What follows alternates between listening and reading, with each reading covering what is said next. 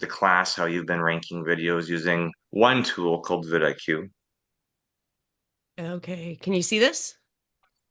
I can see it. Okay, perfect. Okay, so I wanted to show you because this is one clearly I haven't worked on very much. This is another, I've been playing around with a lot more of my AI videos, making kids content because I just find like AI video seems, oh, for me, it seems more appropriate to make a lot of fun content with it. But I've got vidIQ on it, so I'll show you how this looks, and then I'll also go over those few questions that Jeanette had as well.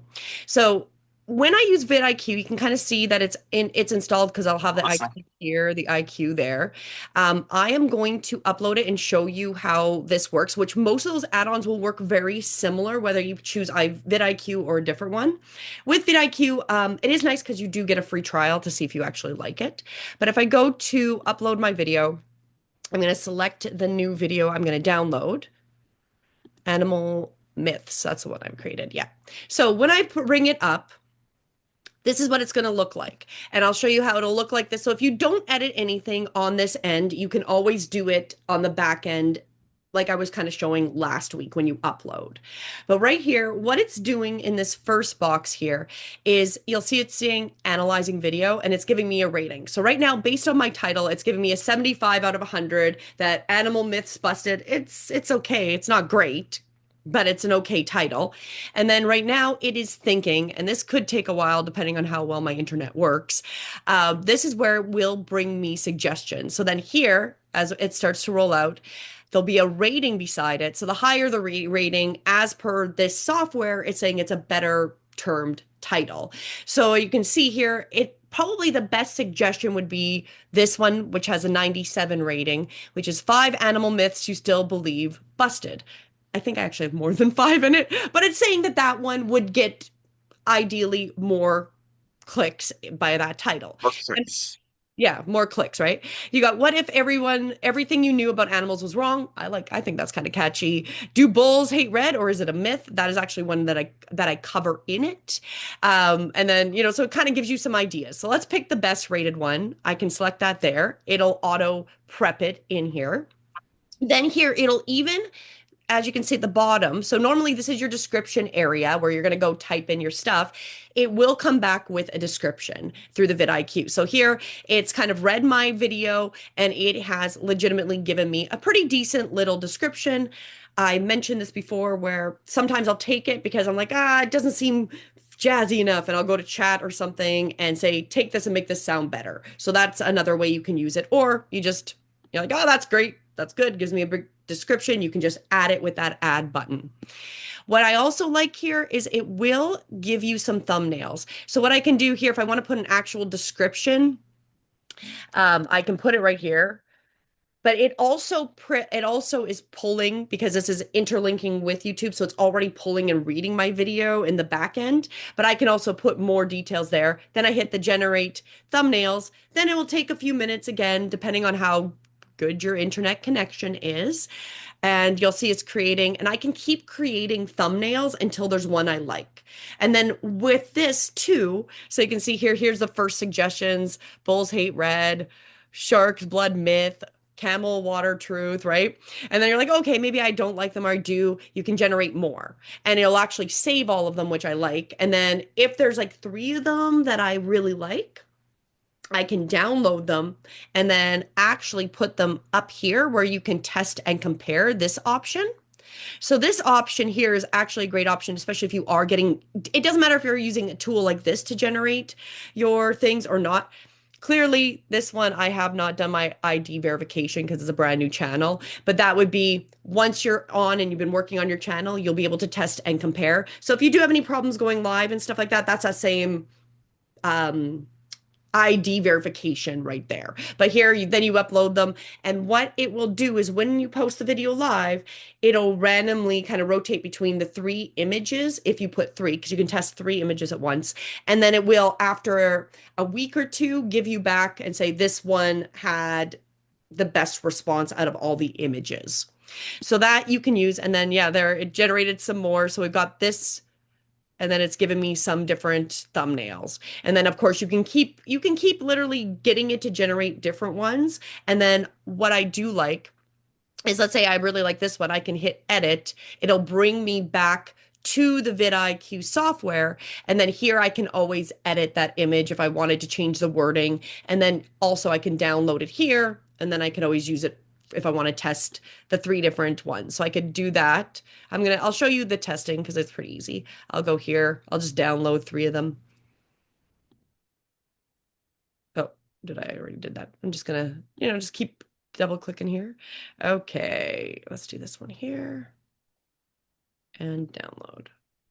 Okay, so then when you come back here, if you go to your test and compare, oh wait, I can't do it. I forgot. I already hit my, it's a good morning. I already forgot that I have to ID verify. But then you would just select from your downloads the three and it would compare them. And then the auto generation, this is already built into YouTube. So if you don't have a vidIQ, it will give you a clip and you can kind of play through your existing images on whatever you're putting for your video. And you can always just pick one image out of there. And then, of course, you can always Canva or do whatever you want if you want to make really fancy thumbnails that are outside of this, right? Then if we continue, this is the playlists. And what I find, so again, for this is a new channel. We don't have a lot of subscribers. I got like 6 on it, but this is where I can put the playlist is at this point. So I'm not sure, Jeanette, but I would play around with that because really when you go to playlist, it should have this new playlist, and then you can do new playlist. You can add a title. See here, vidIQ will even give me a title. You can add a description if you want for your playlist, if you want to do that. I'm just going to put it to my all videos. It's going to go under my all video playlists. This is your audience. This is made for kids. So I'm going to select that because I am making kids content. And that's to see the process of it as I go through because I've never made kids content. And it is a different kind of beast under the YouTube. Age restrictions, again, if you are putting something, but again, mine's made for children, not a big deal. If you do at any point, just a reminder, if somebody does give you a sponsorship and you're selling their product, again, just like the altered content, which would be if you're making anything with artificial intelligence, make sure you do click this box. Cover your butt if you ever do promote anybody, just in case. And then this is the altered content. So if you are using anything that is AI, I was even doing it, like I said, for Canva, just to cover my butt, because it does talk about generates a realistic scene that didn't actually occur. That's ideally anything like that. And so in this one, it is, yeah, it's all AI. So I'm going to put yes for that. And then you can do the chapters. Again, going with the vidIQ, now it's given me a bunch of recommendations of tags that I can put in and a rating for it. So then I can add these, like, so it's really simple here. You can just go here, click on them, and then whichever one you click on, it'll give you similar tags, right? So I clicked on fairy tales English. This one, competitions medium. There's some search volume for it. Here, this is a high. There's a lot of search volume. So you're kind of looking for things that if you can find where it's got a high volume and maybe a high search, but then you also wanted that this number is high too, because that's how people aren't really using it. So these are a little more popular, right? So you're kind of like playing around, going in, and then you're like, oh, I don't like, you can always, good thing I speak English. From here you can click, like let's say I want English fairy tales. I want that added. I hit the click here, and you can click all of the tags you want from here, and then you can also search different ones. So stories for kids, I can do that, and then I can search, and it will add other ones and tell me how the ratings are. And then you can click here. Once you leave this screen, what it will auto do here is right here, you'll see it adds, and that's your tags that you're adding. And then again, like I said, this is giving you some short because it's kind of already read my video. So I can just go here and just add them as well. So I can just add the tags that it's already recommending that I add up to that 500 characters. So that's a really nice one. And again, like I showed you, if you wanted to search more, you would just go to, you can click on the tag. And when we go to the other full screen, there's actually a description where you can put in a tag and go it on the other screen. But I can show you that as well. So then that is pretty much all the AI stuff on there. Here's your short remixing. This again, so that's a remixing where you allow the video and audio remixing, allow audio remixing, or don't allow it. So sometimes you may run into a video where you may want to remix it from somebody else, but if they didn't allow remixing, that would be or you don't want somebody to remix it, that's that. And then you've got your categories. Again, I'm putting that this is entertainment. Then we go to our next one. So using that AI, this is the subtitles. So if you're making a long content, you can add them here. You can type it or upload it. I often just kind of skip it because it'll auto read your subtitles anyways, and we'll put those in the back end, especially if you click the subtitle end. Then the visibility here, it's going through to make sure you don't have any copyrights issues. And that's also why I recommend that you post it a number of hours before you want it to go live. So then it will let you know if there is any concerns. And again, if you're not monetized, it's probably not even a big deal as long as you can still have Can your. you just stop at this screen because I've been flagged a lot at this part. So that's when I've used paid music. So I have been producing video content for years, especially with my affiliation with MupoEntertainment.com. I went and paid for the right to use sound clips. So royalty-free sound clips. I can't remember the website, but it was like they had sound clips, music, all that stuff supposedly free to use on YouTube. So I'm like, hey, I'm gonna build my intro to my podcast using sound clips and music clips that are royalty free, and you're allowed to use them on YouTube. As soon as I uploaded them to YouTube, even though I went into my YouTube account and said, hey, I'm using stuff from this website, this copyright check got me every single time. So it if you are using non-original music or sound clips, like you're allowed to, but you may just not get monetized on those particular things. I found this copyright check to be super quick, and that's when I uploaded content years ago. So just my personal experience with this particular copyright check is I've been hit many times. And I was like, okay, well, this is fine. What I'm going to do is I'm just going to keep that content the way it is. And going into the future, I'm going to be very cautious of what I use going forward because now that stuff wasn't AI generated, and that all those copyright checks I got hit with, or copyright infringement or copyright claims I got hit with, was before the AI generation. And now it's like, okay, there's just new stuff coming up that you may or may not be flagged over. So don't worry if you get flagged with copyright. It's just you might get thrown off saying, "Hey, I paid for this and I've got full ability to use it." But YouTube's algorithm checker is going to check against everything, and then we'll just go, deal with it once you get to that point. But I've experienced instantaneous copyright claims at this screen.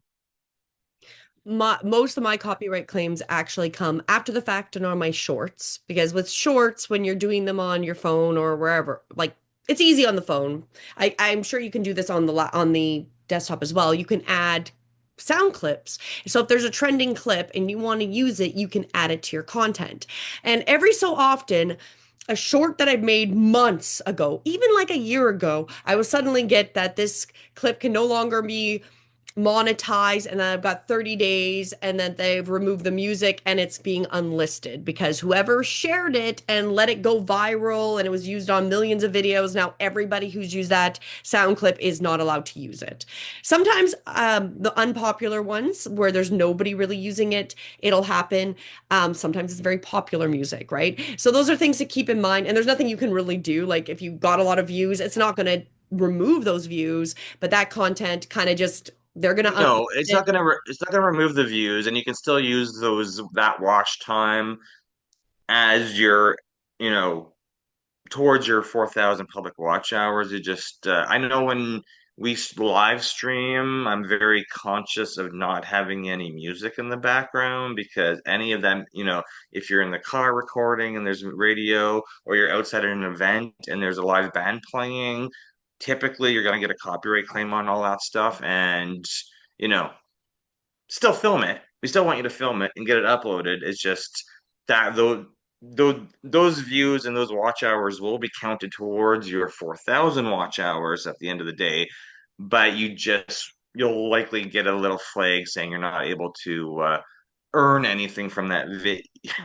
you're Yeah. not able to earn anything from that video because there's copyright music in the background or whatever. I've had that when I've been driving around New Jersey with my business partner and I film like where the new Netflix studio is or whatever. When if I'm in the vehicle live streaming our conversation and there's music in the background, YouTube instantly flags all that stuff as copyright violations. But I was like, whatever. I'm building an audience. I'm building watch hours.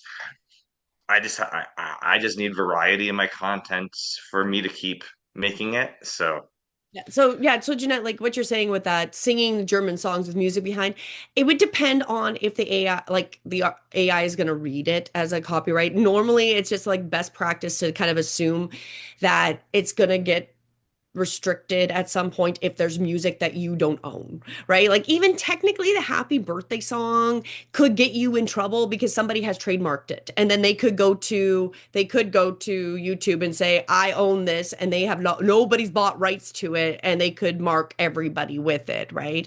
I find it like with your long content, not, it just literally they'll put the watch hours, but it may not be monetized anymore if you were monetized. But that short one, they will legitimately take down your shorts. So I have shorts that are super cute that I could then, as long as you've kept that content, you can repost it up with different sounds, but it will like you won't even see that short. They'll give you like they tell me within 30 days, like they've already unlisted it, and then they pretty much tell me in 30 days they're going to take it down because that sound clip is no longer allowed to be shared, right? So it's like buyer beware. They want us to use that because YouTube does encourage you to use it and they want you to use it. But then the simultaneously is a number of months later or even a week later. Very rarely is it a week later. It's usually like something I've posted 6 months ago plus that is a video that comes up saying you're not allowed to use this clip anymore and it's being unlisted because they're not sharing their music anymore, right? So it's just that's the problem, right? It could or could not. Like really what affects your push of being seen is actually what I'm finding out is more of how much people are interacting. So the more comments you get, the more likes, the more subscribes, the more interaction you get on a video, that actually is the biggest key to how much it's going to get pushed. And so that's the hard, that can be the difficult thing is like how are you creating, you want people to be interacting with your video and putting comments and things like that in there, that's going to help you more. So if you can get controversial just to even get people to hate things, that gets people talking will be of benefit. And that would be kind of like you want to get people interacting as much as you can. That's a whole nother thing that I have unfortunately not mastered on mine. My daughter can totally do that. She gets on her lives. This last live she did, she was on for over an hour and a half, and she got lots of viewers off and on, but she probably had a good core of about 15 people that were watching and communicating back and forth with her the whole time. And that was really adding to her watch hours were really keeping those people engaged and in the conversation, right? So when you're thinking of doing it, that's just another thing to keep in your mind. Like the more engagement, the better it is. But that's also going to be your niche and however you can get that engagement.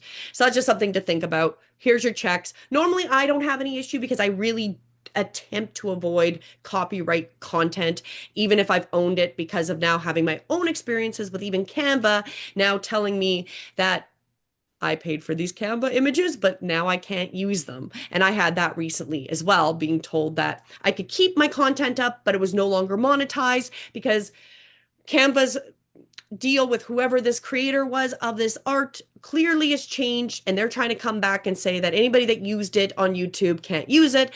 But there's like, it's an interesting area where I'm sure it will get kind of thought out over the years to be like, okay, I bought your content, you lost this contract. I shouldn't be penalized because I bought it when it was under this contract, right?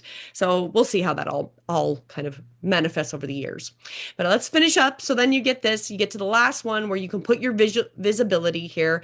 The vidIQ will even give you some recommended times. So you can go in there and do some recommended times. Mine's telling me between 12 a.m. and 2 a.m. But then I've also seen like YouTube will sometimes give me recommended times and they're completely different times. And then I've gone to chat asking why I'm getting different times. And it's essentially just post it. Just post your stuff. Post your stuff. That's really it. And if you do see a trend of where you get a better response if you post at a certain time versus another, that would be what I'd watch for yourself. But I'm gonna just put this here for tomorrow. I'll put it as what am I going to move it to public, I guess? Here we go. Public and tomorrow, where did I go? There we go. Tomorrow at, I'll just say like whatever time you can scroll through. And then before you publish, again, it's asking if you have kids on your video, content quality, and then you just schedule it. And then this will upload it. And I've already got a video link. Now, I will go on the back end here so you can see the vidIQ on this end as well. So Did you see what your overall rating was? was it 84? Wasn't that it? Right here. Because here it Yeah, is. 84. Yeah, you'll see on the bar here with my video details. This is my optimization score with vidIQ. Now I range to get higher than that, so I would play around with it. So what's nice is here if you hit expand, it'll tell you what really 80% of my score is based on my title. Clear what the video is about. Your title is easy and it's not too long. So that is 80% of your score. These are where I'm not getting is I don't have good keywords, so it's not happy with the keywords. So I want to work on my description. I haven't put video chapters on. That would be the other thing to add in there. Has a custom thumbnail. Well, it does sometimes. I don't know why it's not reading it, but it's because I didn't actually put one of these customs. I used the generated one. So it didn't like the generated one. It wants me to put an automatic one in. So that would change my score here. And then the end screen, which is important because this is what Jeanette was kind of asking about. So the end screen is going to be under, I believe it's the editor here. And then once you're here on the editor, you can go to end screen and I like the easiest. You can do any of these options. So you got apply template, video, playlist, subscribe, channel, or you can do a link. I don't have a link because this is not an old enough account, but I'll just do a basic template. And then here you can select where it's going to subscribe to this and it's going to give me the most recent video. But you can play around with the elements because you could do a playlist if you wanted. So if I wanted to just connect it to the stories or videos about this, you could do that, and that's going to show up in that box on the left. And then your image for your YouTube channel is going to show up here on the right in the bottom, and then that would be like your subscribe button. And then when you save it, you can always play around because, oh, sorry, I forgot to point. It's going to show you up at the video where this will come up. So it's going to come up for the last like 20 seconds of my video. And then you can always adjust it if you wanted to. So that's how you get those like end screens for that. Once you've if you want people to subscribe and go into that. But then that is the nice thing with the vidIQ is that, again, it's going to keep those recommendations. If I don't like these recommendations, even on the back end, I can hit this refresh. It'll give me more options. This, again, you can refresh it. You can get more information if you want here. And then again, you can keep working on the thumbnail. So I do like how it's built in because it will generate those things. And again, you've still got that same stuff you did when you were uploading. So if you decide to skip it all, upload, and then do it on the back end here, you can definitely do it. It's going to look very much the same and give you all these recommendations. And then, of course, once you've been making your content, as I showed last week, when you get to the upload, you can always just copy pretty much all that same stuff. So if you're making the same content, you can literally copy everything and then adjust it as you want when you go to upload. Is there anything else I'm missing on the vidIQ, Mike? Because I think that's the most important things, which is how many things it kind of preps for you or prompts you. Uh, it's just a matter of, as I said, there's vidIQ. I know Kim, who's been in our classes. She's using TubeBuddy, and then there's the one Mr. Beast invented is the view stats. So there is a few of these YouTube extensions that you can use to come up and rank your videos, and of course, how I think they get us in a good practice of making sure we're making a title and a description and a thumbnail and a playlist and keywords and tags. However, how accurate their ranking system is, we're just gonna have to play with it and see which how your journey with it is. Well, and in fairness, like some of the titles I have not really liked. So I kind of like his title, and then I've gone to chat to be like, can you give me some suggestions based on this title? And it depends on what you're making, right? It's another tool to make it a little bit easier to get all those things filled out and give you recommendations because especially when you're creating content, like at some points it just gets exhausting because your brain's like, I can't even think of another title, right? So it's just a tool to assist. And then the other thing I wanted to point out quickly before we end is right here, Jeanette and everybody. So you got like here, I have 6 subscribers, right? If you keep scrolling down, here will show you where your recent subscribers are. And if they have a channel, then you can go to see all, and then you can subscribe. So obviously Mike's account has subscribed to me. It shows me how many subs. I can then subscribe back to him right here. But it doesn't necessarily show me everybody because some of those accounts may not have or maybe they might be just private, right? Like they're not sharing their information and they're looking at it. So then you Mhm. can't you may not be able to go and look up who they are or subscribe back to them. But I will often go and subscribe back to the people that are following me, especially if they're in similar content as we talked about, so you can follow them too and see what they're making, maybe get some ideas or And we brought that in up. the future collaborate. We brought that up as a tip for because when you start out small, like when you're starting from zero, getting to that first 50 subs to go live is a challenge, right? Because yeah, if you're looking at any of our accounts, if we're over 1,000, that is consistency, and then it's following other YouTubers out. Like I'm constantly scrolling through YouTube accounts and going and subscribing to other YouTube accounts, and then going and making comments because I want to see the I'm also kind of fact checking people because there's a ton of YouTube coaches out there and monetization coaches out there, and I'll go read like Julie's like, "What are you doing?" And I'm like, "I'm an hour into this person's video," and I'm like, "It is completely useless." Yet they have a million subs, but I can tell that they're not monetized. So it's like, how did these people get so much traction? And it's like, oh wait, they're making consistent videos even if the content is not accurate. So a good way to get organic traffic is to go find other channels, go subscribe to them, and then go make comments if you agree or disagree with people, because other people will see your comments and then they'll go and subscribe to your channel. And that's one of those methods for getting organic uh, traffic. That's exactly how my persona on Facebook. I've been banned off Facebook a couple times. But what I'm doing is I'm maxed out for friends. And what I'm doing is I'm going and commenting on a ton of content out there.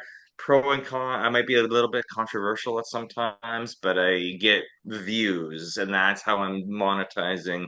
It's different. Facebook's different platform. But that's how I'm monetizing my Facebook is I'm going and commenting as much as I can on people I know and don't know, and inviting them to the YouTube class because I'm like, this is how you get seen, is you have to go and interact with people. Anyway, it's after 10 a.m. So does Question? anyone have any last questions before we close down the class for today? Did I miss anything else? I hope that helped you a little bit, I don't Jeanette. think so. I was looking at the chat. No, we had the tech issue with vidIQ last week, so now you were able to load into it, but you showed us your new one versus the existing one, so we'll dive a little bit more into it next week and then continue on progression. We didn't even ask anybody about their how their content's progressing this week. So anyway, thank you for showing up for class today, and we will see you next Saturday at 9 a.m. Eastern. Have a great day. Bye. Thanks, everybody. Okay.